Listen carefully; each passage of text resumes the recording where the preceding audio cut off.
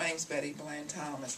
I'm the community president of the Sharp Leadenhall Planning Committee. This is an organization that's been in existence for over 30 years. I'm quite proud of the fact that this community, as Mr. Gilliard has said, has stayed together in spite of so many pressures, economic pressures, development pressures, and being off the radar of the city for a long time. What you see is what is left, but actively the community is trying to revitalize itself, and we're taking great strides. We recently, 5 years ago, completed an affordable housing redevelopment project. With the help of then Mayor Malley, we approached him for assistance to help us with the conditions of our scattered public housing. It was some of the more affordable housing in the community that the city had placed after demolishing very much of the community for development. When we go out, we'll see the stadium. It was not always there. You'll see the highway. It was not always there. There was once, as he said, industry and homes where people were living. And the community was pretty well self-contained.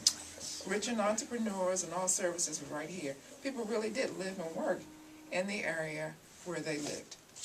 And so, with the help of Mayor Malley, we were able to become a partner in the redevelopment of those public scattered houses. And with the help of Megaphone Project, we were able to do an 11-minute documentary of the story. If you haven't had a chance to see that, those tapes are still available. Very rich and very sad to see what had happened. But in spite of that, we're trying to get the city to keep the promise and allow this community, its history, to be continually told, and allow us to take the lead, or at least be at the table when redevelopment occurs, so we can give our input. And from that past development project, not only do we want input, we want to be some of the lead developers. We've got some experience now. We know what the people need and want, and we want to make sure that we can do that. Recently, as of this past Thursday, we had our third, and I understand final, historic hearing, and we received our historic designation. So that's exciting.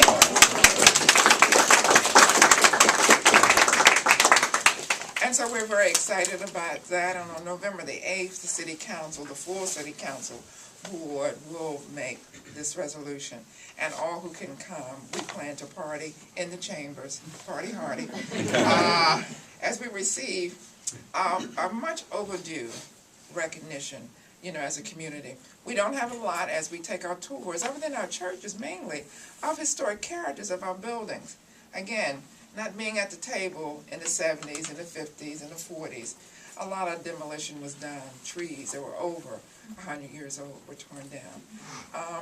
But the people still remain. There is a poem by Langston Hughes that talks about dust. In spite of dust still arise. And so a fragment of generations has still remained here. And new people have come, once they hear this history, want to also help the community association and telling its stories.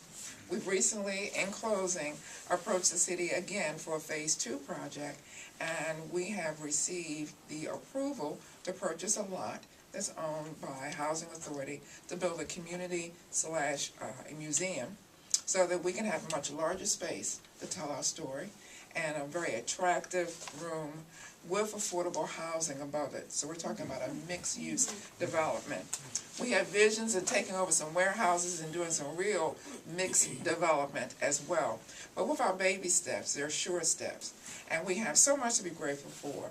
There's a gentleman who really helped spearhead putting the life back in the community that I met, Mr. Mike Bardoff. He was our community organizer. And he really helped an organization called Light Street Housing make a reinvestment in this community back in the late 1990s. And so we have some new housing that was done at that time that was also affordable. So it brought more people back, into the community. And it started a home ownership drive. We'd like to see that continued, because that's part of the stability of a community. We are fortunate to have affordable apartment units, but we also want to build more affordable home ownership, opportunities. We're in the beautiful Leadenhall Baptist Church. I'm assuming you've already given them some history. Oh, yes. About the church. Oh, yes. Yeah. And oodles and noodles and more. Oh.